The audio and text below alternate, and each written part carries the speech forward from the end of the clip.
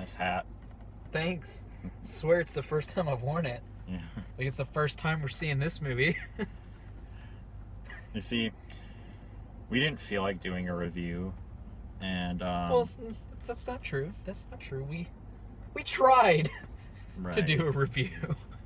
And we didn't really pay attention that much to the film because we were either laughing or Too high to really retain any information from it. we're just too tired, all the above. Either one of those. But I was too high. yeah, Tarek was too high. too tired. Too high. Too tired. Yep. But we're about to see it again because it's just a really great film, and we want to do like a proper review. Yeah, we wanted to do a proper review for you guys, not the shitty one that we did. Right. I mean, I think we're just still gonna have like a few clips of basically what Matt said. You deserve to see some of it. Right. Because some of it's kind of great. Mm-hmm. So. Do you like this hat though, Terry? It's a nice hat. You take a picture of it on Instagram, #food porn. Mm-hmm.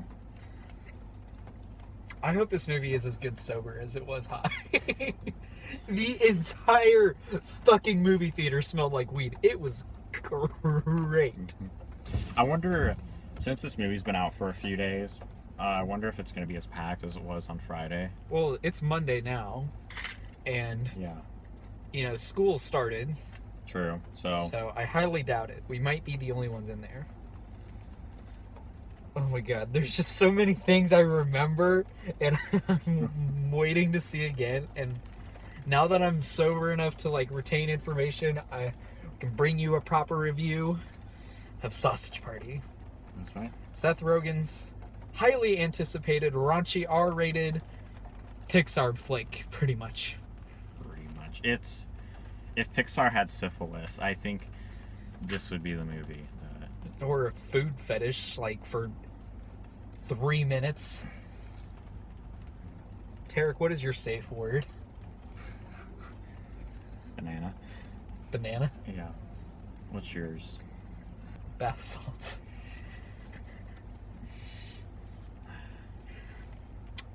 See you in a bit. Yeah.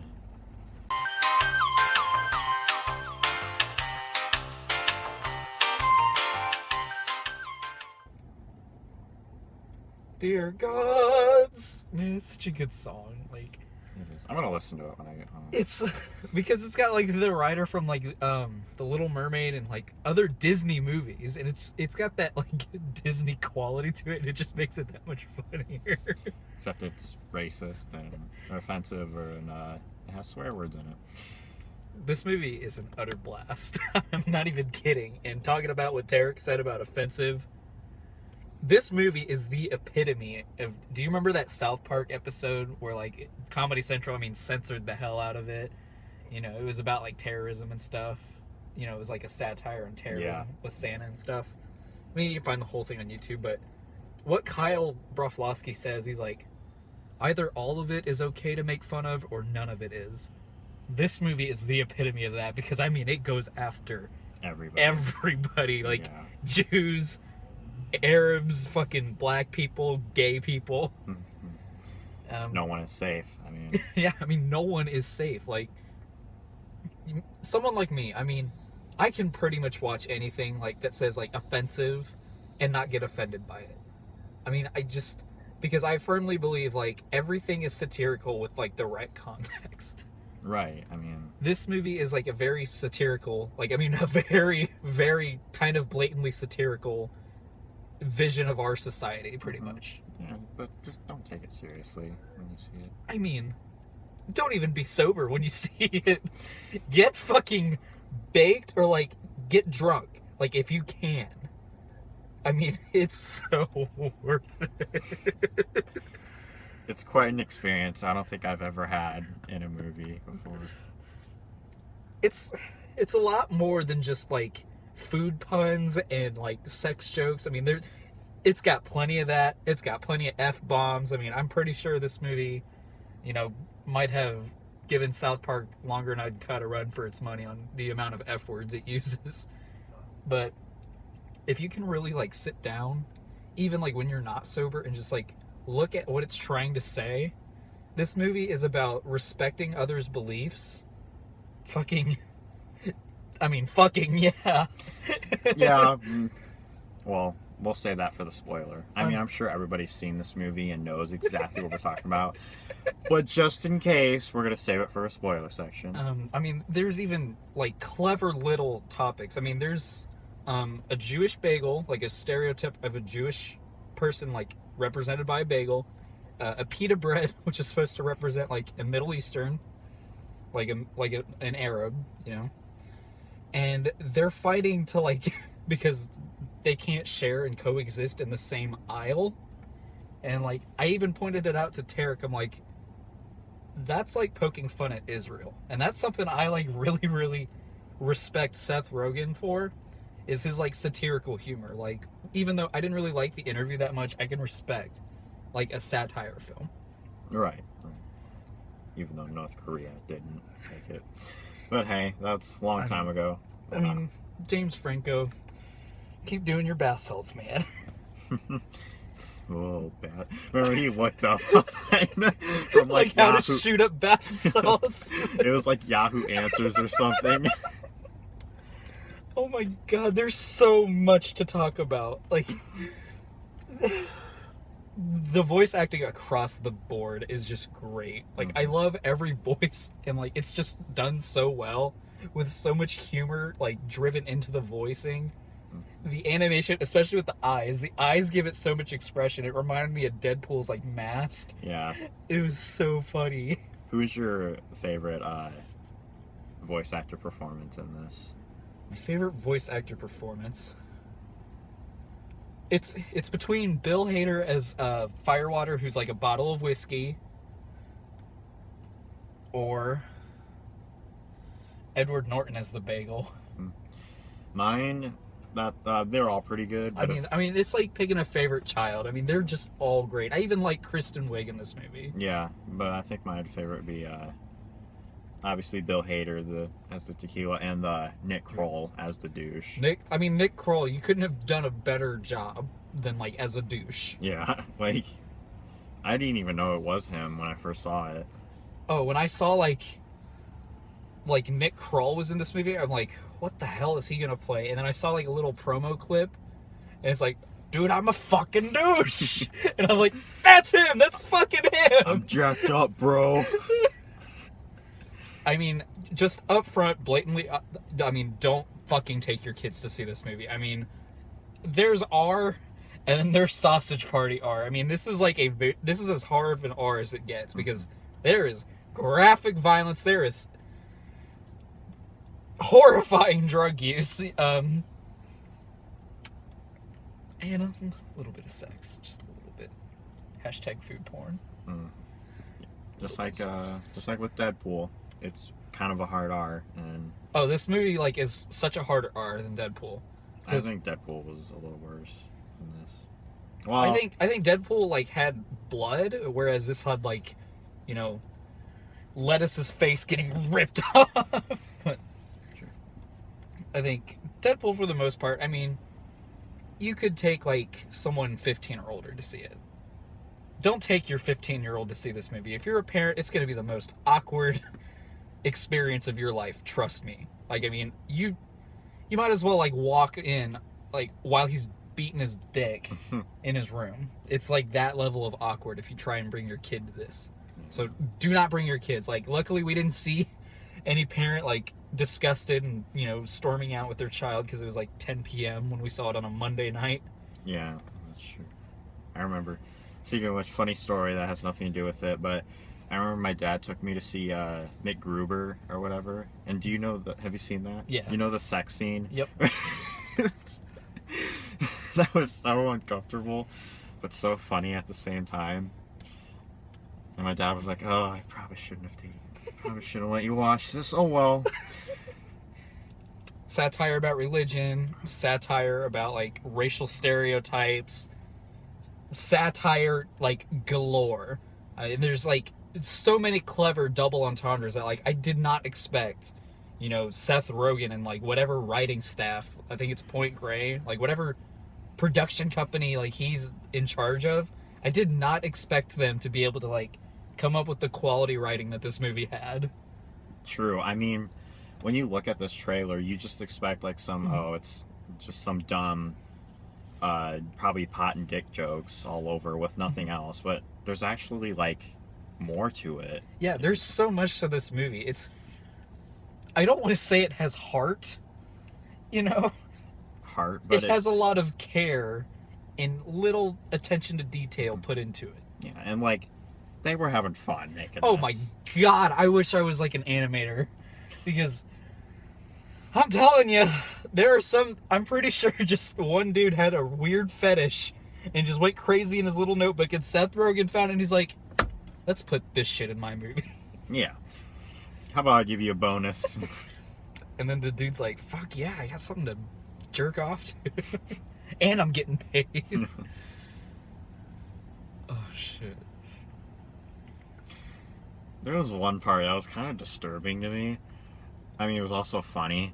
It was when like the douche character like finds that juice box. Yeah, I mean, like, if you can't handle like being offended, I mean, don't waste your time with this movie. I mean, there's jokes about everything you can imagine, like rape, like terrorism. I mean, if you're like me, I mean, I can handle it. Like, it doesn't faze me really, especially like when you've seen some of the shit I've seen, like movie wise. I can watch anything. But if you're like the kind of person who, if they see like a guy looking at another girl's crotch and they get like super triggered, I mean, don't watch it. It's not for you. Just let us enjoy this hilarious movie. Mm-hmm. It was hilarious. And critics I know are like really liking it actually, which Yeah. I feel like whatever Rotten Tomatoes says, I mean, like aggregate sites, whatever, like it's like 89% of critics, I think, really like this movie. And then it's like 69 or 67 of audiences, and I guarantee you that is from parents who are too fucking stupid to know the difference between a PG-13 and an R. And like when they see an R, like, oh, you know, my kid, you know, he's seen an R-rated movie. I mean, he knows about sex. Like, I guarantee you, he has not looked at like some of the BDSM you can find on Pornhub. He has not gone through enough porn to know everything or be ready to see everything. And like, you look at why it's rated R. I mean, just don't take your. He's not ready. no, this movie. Yeah, it's. You know, people. I've lost what I was gonna say, but don't take your kid to see it because I don't know why. Nobody pays attention to the rating anymore. I mean, they invented the PG-13 for like Red Dawn. I think was the first movie that had it, and then Okay. yeah, random fact. I don't know what you were going with there for, but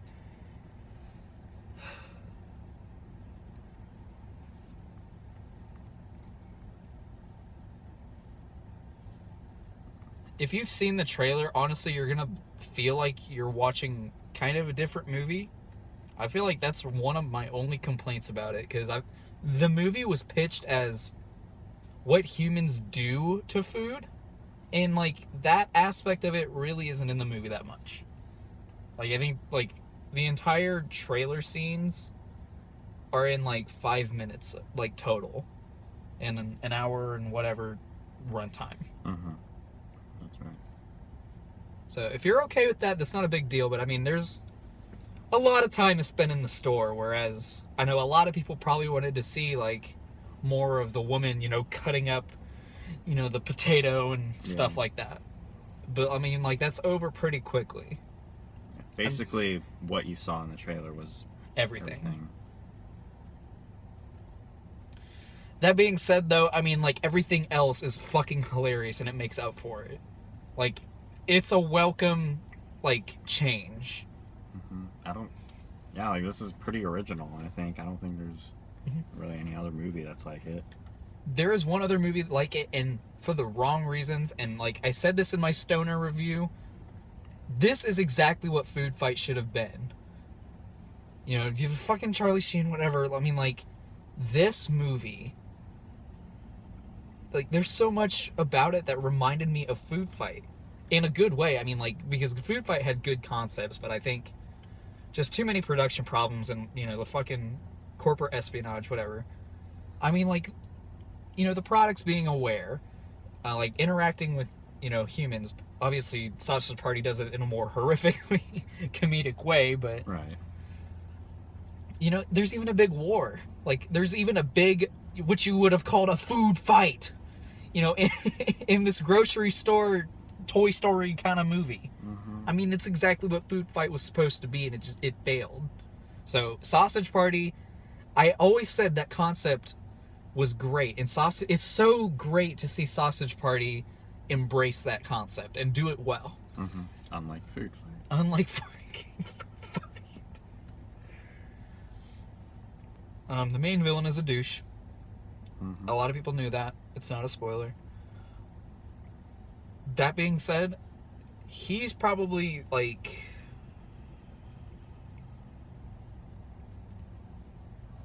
one of the characters I wish was handled better, especially towards the end of the movie. Because the movie does jump around kind of a bit, and there are sometimes you might forget what it was setting up like 20 minutes ago, and then it reintroduces that, and their reactions to it like you're supposed to remember it, which I'm okay with. I can remember that, especially now that I'm sober. I can. And this time around, the movie didn't feel too short. I wish it would have been longer for sure, definitely. But I wasn't, you know, sitting there high as hell with the credits going like, that can't be over, man. Like, because it wasn't really a cliffhanger like I thought it was. I don't know what was going through my mind when I first saw it. Yeah, maybe just only like half paid attention or whatever. I don't know. Mm-hmm. Because like when I was high and I saw it, it felt like 2/3 of a movie. So I said it was like, the best I could give it is like a 6 out of 7, man. And I'm like, fuck that. I'm ready to rate this thing, Tarek. What are you going to give it out of 10? I'm actually going to give it a 9. I don't know. I went back and saw it again, and I still liked it. So I think a Hell movie that can do that deserves a high rating. Mm-hmm. I think A Blowjob from God is well deserving of Sausage Party. Mm-hmm. My rating is a 9 out of 10. So with a consensus of 9 out of 10, you know what Sausage Party is, everybody? Sausage Party is a blowjob from God!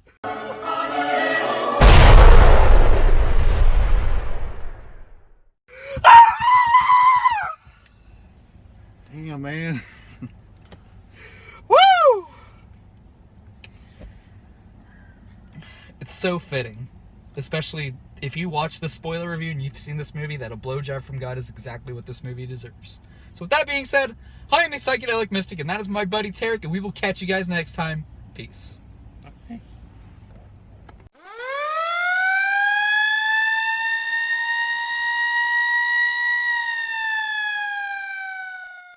So pretty much the premise of the movie is that the non-perishables are these immortal products that like they never expire, and they began in a time where food knew that they were going to die when they came home to the great beyond, as they call it. So they invented this hoax that the humans were like gods and they were being brought to paradise, you know, this beautiful heavenly domain, whatever you call it. And the reason why I said this movie has a lot of like religious and like satirical aspects of our society is that it does kind of poke the bull. It does kind of poke the bear at like atheism versus like Christianity or something, or other religions. You know, like when atheists call like, you know, Christians like, you know, fucking idiots or something, and like they believe in something they like have no proof over. And then it goes the other way with Christianity to atheism, like, you know, like why all of a sudden do you need proof to believe something? You know, and it's all in faith, and yeah. I really liked how they did both sides, because I was really hoping this wasn't like one-sided. Yeah, just Christians bashing atheists. I wanted to see atheists bash from Christians, and I really wanted to see That was my biggest problem with Gods That Dead 2. It was just a propaganda film of atheists hating Christians. And that way, Christian viewers are like, yes, atheism is bad. We have a reason to. You know, this movie says they're bad. But this showed both in a very clever way, which was very, very pleasing to see. See, this movie's more than just pot and dick jokes. It is pot and dick jokes. I mean, I said more. I mean, a lot of the exposition is done through, like, getting super baked, as Bill Hader would put it. One day when I was super baked, we wrote the song. With Twink. So, as Frank and Brenda, you know, the wiener and the bun and their family, they get collected by a human, and then they get brought back. We're introduced to the douche, you know, gazing into this heavenly vagina, you know, because that's what he is. He's a douche, you know. He was born to be up in there, you know. They get separated because Brown Mustard decides to commit suicide because he was experienced to the great beyond, and he's the one that introduces the idea of, oh, maybe we don't know anything. Right. Maybe what we believe in is a lie. And so Brown Mustard commits suicide, and then they all like fall off the they cart. fall off the cart, and it's taken straight from like fucking Saving Private Ryan or something. Yeah, Saving Private Ryan. It's just like the flower gets like the fog and everything, and you hear that like concussion grenade as you know Seth Rogen and Frank like Looking staggering around. Fucking Oreo's picking up the severed limb, but it's like the back of his fucking like the other cookie, you know. Yeah, and there's like the can of spaghetti, spaghetti, and he's like, he's pulling his guts. Or yeah, but it's like noodles. It's supposed to look like intestines, and he's just like, "Are you there?" Oh shit! And then we're introduced to the bagel and the pita bread, obviously Jewish and you know Muslim stereotypes. They're supposed to like not agree with each other. It's like, oh, this sausage thinks we can coexist? Ha! What a fucking stupid sausage. And then Teresa Del Taco. You illegal products.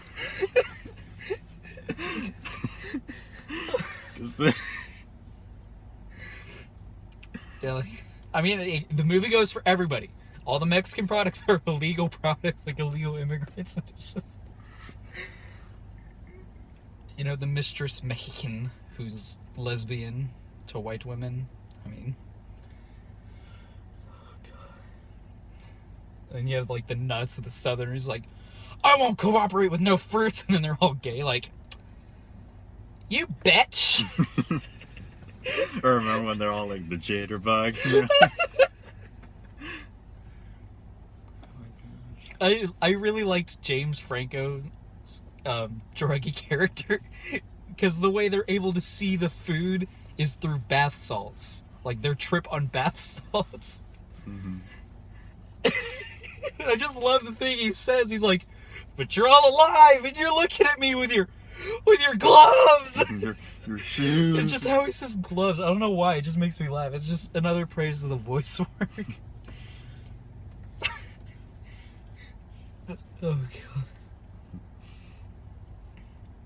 And then we get to the scene. Well, let's talk about the big food fight, and this is where my biggest disappointment with Food Fight came in, was the entire battle scene, like with the products and shit. Your movie's called Food Fight. Make sure your fucking food fight is good. And this movie did such a good job, because it was like products versus humans instead of products versus brand X or some bullshit. And they fucking kill the humans, like no joke. You know, like they decapitate the junkie. Yeah. And it's just fucking...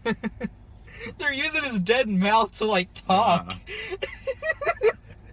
It's just utter ridiculousness, man. And I like the one where like the pop like did the suicide dive into the guy's mouth. Oh yeah, like he's talking to his buddy Mentos. And, yeah, like, Mentos. The Mentos dumps into the guy's mouth that he's strapping down. He's like, ah, and then the fucking giant bottle of soda like unscrews his cap and just dives into his mouth, and his face explodes. Oh my gosh. They kill all the humans. The douche is defeated because the douche was, controlling the manager guy, and he was like killing off. Pulling on his like scrotum. Yeah, he was controlling him, like like Remy from Ratatouille pulling on Linguini's hair. It was like that, but with his like scrotum. It was so gross, but it was so great to look at in a weird way. But everything is victorious. The food has won. They are surviving. So what do? They have the biggest, most in-depth cinematic orgy I've ever seen in an animated movie, or like any movie like recently.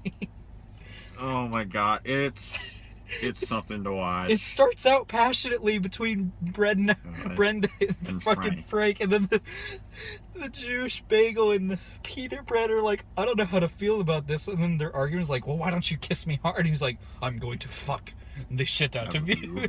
Like, they do, and then the taco joins in, and the then taco's eating out the fucking bun, and then the radish is getting his like dick sucked. They use Frank as like a dildo between the bagel, the bun, and like into the taco or something. It's just, and then Barry, the deformed wiener, like there's a bun that gets smashed up, and he gets to fuck the deformed one, and it's true love, and it's cinematic gold. I swear to God, you will not be able to like handle what you're watching. I mean, like, it's everything you can think of, like I mean, there's like doggy style, there's bondage, there's fucking like choking, there's like anal beads. Yeah, anal beads. You see fucking Kristen Wiig's like, she's like, oh fuck yeah, she's just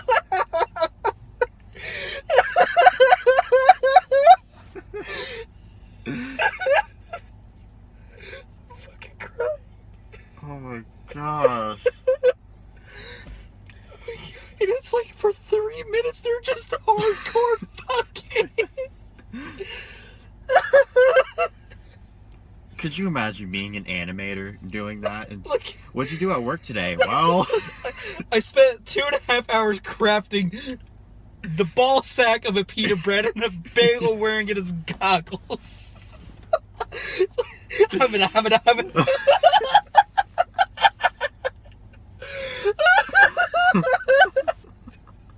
They all bust their loads, and the fucking bagel still has an erection. And it's like, is it bad I still have an erection? And the pita bread's like, bad for my asshole.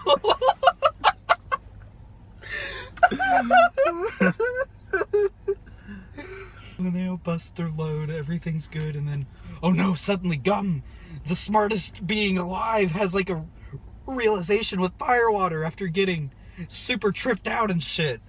They have the most meta humor, like, in an animated movie I've seen in recent years. Oh god. My insides hurt. Like, it's that funny. Like, you will laugh your ass off, but it's so disturbing, but so funny. Like, really. They all realize that they're cartoons. Mm-hmm. And this is another satire at we're cartoon characters for an audience that's, monstrous and like, horrible and stuff. Will watch anything and shit. I mean, whatever sort of philosophical message you want to try and shoehorn it at the end. I mean, everyone in the theater's still trying to catch their breath after the orgy. So they realize they're voiced by like Seth Rogen and Edward Norton, and then Gum builds this portal device to go to a different dimension or some shit out of a toilet, and then they go through it and the movie ends. Mm-hmm. I guess why I was so confused when I was high, I felt like, oh, they're leading to another like battle with the humans or something, and then the movie just ended, and I'm like, no. Yeah, like it was a cliffhanger or something. Yeah, it wasn't a cliffhanger. I mean, it was a way to wrap up the movie quickly. I mean, because now you see like all these posts on websites that are like, Sausage Party 2, like most definitely going to happen based on box office results or something. I'm like, I mean, I'm gonna sleep at night if they don't make a second one of these. I mean, yeah. I don't just how they ended this one. I don't really see where they'd be able to go with it. I mean, I heard Seth Rogen is interested in making a sequel, but they haven't like greenlit or anything. So yeah, it's like Deadpool. obviously it made a much more money than they thought it would. So I'm like, oh yeah, Deadpool 2, good. I don't really need a Deadpool 2. That movie was so good by itself. I'm okay. Like, I would like to see Cable. I would like to see more X-Men characters brought into Deadpool's life and shit. Cool. Sausage Party, on the other hand, like, really didn't leave anything to set up. It pretty much just ended with them being a cartoon. And you can't really have them battle anything else other than maybe other cartoon people. Or maybe like they fight their own celebrity voices, you know? Yeah, but I mean, that would have been a better way to like end the movie, you know? Them like battling like finally like their real life voice actors or something. Mm-hmm. I don't know, just my thoughts. I mean, the movie ended fine, I thought, when I was sober and saw it. I mean, I sat there like almost the entire credits when I was high and like, no, they're just messing with us because like they openly admitted their like cartoon, and then they started saying like who it was directed by. I'm like, oh, this is just part of the gag, you know, it's part of the joke. But it just kept going on. I was so heartbroken. But when you're sober, it makes sense. Mm-hmm. Do you have anything else to talk about in the spoiler section, Terry? Not really. I mean, I kind of wonder like how like all this stuff works. You know how like the blueberry, like how many blueberries do they kill or whatever to get in the blueberry jar, or like the pizza with like cheese and, you know, pepperoni, like when it all comes together is like live. Like, do you know what I'm talking about? Well, no, because like a pizza is its own type of food. A pepperoni pizza is its own type of food. There's pepperoni, but like when it's made, I guess it's brought to life as a pepperoni pizza. You know? So like, okay, I guess You're thinking way too much into it, fucking Terry. It is Sausage Party. I know, I am.